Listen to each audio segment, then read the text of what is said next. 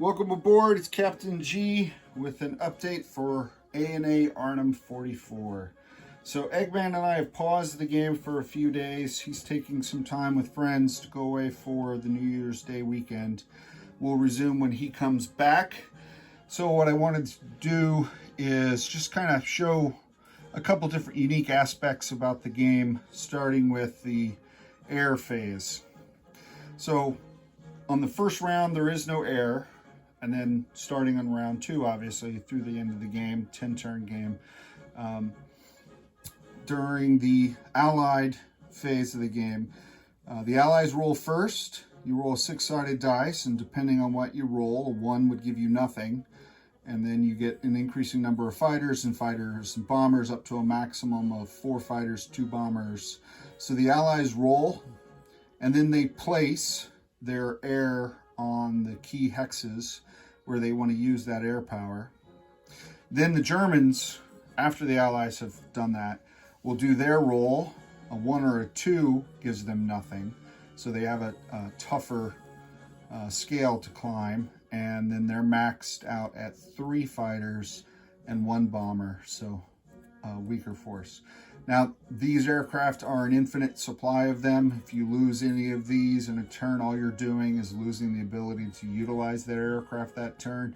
Next turn, if you roll 4 fighters and 2 bombers, or Germany rolls 3 fighters, doesn't matter how many you've lost previously, that's how many you'll get that turn. Okay?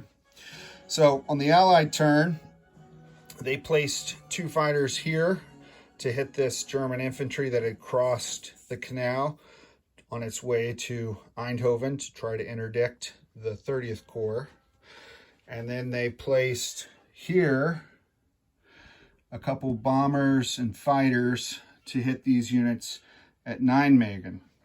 We intentionally avoided Arnhem because of this unit, this Flak 88. It has a radius of 7 hexes, and it gets to shoot at every aircraft that flies in that radius. So I wanted to avoid it. Each unit in the game does have an inherent AA capability, so you still get a roll on a 1 to see if you shoot down the air that's attacking you. After the AA roll, then you resolve air-to-air combat. So, well, actually, I think you do air-to-air, then you do the AA, or the ground attack and anti-air. So Germany got 1 fighter to the Allies max. We rolled a 6, so we had 4 fighters and 2 bombers. And he still sent his 1 fighter to hit this U.S. bomber fighter combo. And the air-to-air combat, whether there were 3 Allied fighters or 1 German or 3 German and 1 Allied, doesn't matter. You each roll 1 dice. Whoever has the highest die roll wins that head-to-head combat, that dogfight, and the enemy loses a fighter. You keep doing that until only one side has fighters over that area. So a single German fighter could theoretically shoot down 2 or 3 Allied fighters. But in this case, we shot down the German. Had the German shot down the American fighter, then it would have been the German fighter against the American bomber, and that auto kills the bomber. So we did the AA, shot down the German fighter air-to-air, so I lucked out on that one. And then the defender fired their AA, and that shot down the American fighter. And then you roll, and you do ground attacks. Bombers are +3, fighters are +1, so you add up how many attack factors, and there's 2 different hexes here in the city and across the bridge. So you roll for each of those attacks. You subtract from this cumulative, so 3 plus whatever you roll, so max is a 6, so a bomber by itself could give you up to 9. And then you subtract whether they're in a city or whether they're in woods or whatever the ground cover is for the defender. And then you come down here and you look at the table. This is the same table that you use for ground combat. And you say, all right, the Germans, in this case, don't have anything. So the Allies got 1 hit, you know, based on the die roll. And then the defender can either lose a step or retreat and fall back. So in the city, he chose to lose a step because he wanted to remain there and didn't want to give the Allies an opportunity to jump to gang up on this 1 unit. So he lost a step. And then down here, the 2 fighters got a hit, and he chose to retreat, which allowed him to move forward. You can't retreat across the river. And so he moved forward towards Eindhoven. All right. The other, that's air combat and how aircraft are used in the game. The other thing that's in this game that I really like, and I know there's some glare, I apologize, are these cards. So there's a deck of Allied cards and there's a deck of German cards. You start the game with 5 cards in your hand, and each turn you'll draw 2 cards and have an opportunity to play 1 card during your turn and 1 card during your opponent's turn. And here's an example of a few different types of cards we've used. So for the Allies, I use this card, which gives 3 movement points to 1 Allied airborne infantry unit this turn. It allowed me to move airborne quickly to secure key bridge points. This card here, which references, which another aspect of this game I really am enjoying, references a real commander of the in the 1st Airborne, Roy Urquhart. So with his presence, in theory, in that particular battle, we add 1 combat factor to a unit combat for the 1st Airborne. So this card is specific to the British Airborne. I couldn't use it on the 101st or the 30th Corps. And they have their own cards that do the same. For Germany, similar to the Roy Urquhart, they have Comp Group Craft. So add 1 to any combat action. Add 1 combat factor, CF, for a German unit. And then this card allows him to add 1 fighter this air phase. So whatever he rolled, he could add a fighter. So in theory, with this card, he could have max of 4 fighters. So those are examples of cards that have been at play. Where we're at now in the game, we're not very far.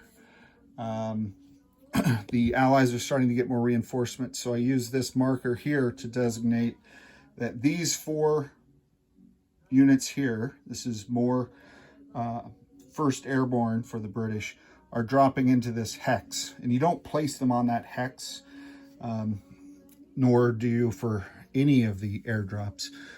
There's a system where starting in the, you know, if you consider this side facing forward, then clockwise you go around, and that's a 1, 2, 3, 4, 5, 6. So you roll a die. If you get a 1, it could land here or it could be in this space. So you roll again. Otherwise, 2, 3, 4, you place the unit and you roll for each of these 4. So you never know exactly where you're going to land. It could be anywhere in that area surrounding the drop. So we're going to roll for those 4 units, place them where they land, and then they begin their movement. And on this side, the 30th Corps, the British 30th Corps, are starting to come in. Whoop, I'm going to set the camera so you don't fall, sorry. They're starting to come in here. This looks like a Sherman, so that's armor. This is artillery, self-propelled artillery, and that unit is a key unit. That's the British Royal Engineers. So they fix bridges, and we have our first down bridge here. I don't think I covered it in the other update, but all of the bridges except the 4 that have the gold circles, and I'll show you those in a second, have been rigged for explosives by the Germans in advance. So every time the Allies get to the bridge and try to cross it, you have to roll a dice. So I think it's a 1 or a 2. The bridge is blown. 3 or up, the Allies capture the bridge, and it's good. And of course, since he's the German player, I let Egg roll, and he's really good at shooting down my aircraft with AA rolls, and apparently he's good at destroying my bridges. So what 30th Corps is going to have to do is move the Royal Engineer, and it's going to have to sit here for one turn while it repairs the bridge, and then the other units can cross. Could go around it and up this trail to get back on the road, but the Germans have blocked that with 2 infantry in a town, and that's hard to push out. Infantry in this unit, depending on terrain factors, attack at 1, defend at 2. Infantry in city with the terrain factors, defend at 4. So that's 8 combat factors I would be attacking with, and that's going to be hard to move. So we're just going to have to sit. I could look at doing this, but I don't know if I'll be in supply because supply goes along the road. So that's the dilemma for the Allies, and that's the game, really. This bridge, we were lucky that it was not blown, so we secured that one. So once 30th Corps makes it past this, then they can move up, depending on what reinforcements the Germans get. And I already mentioned the not flak 88, but the 88s.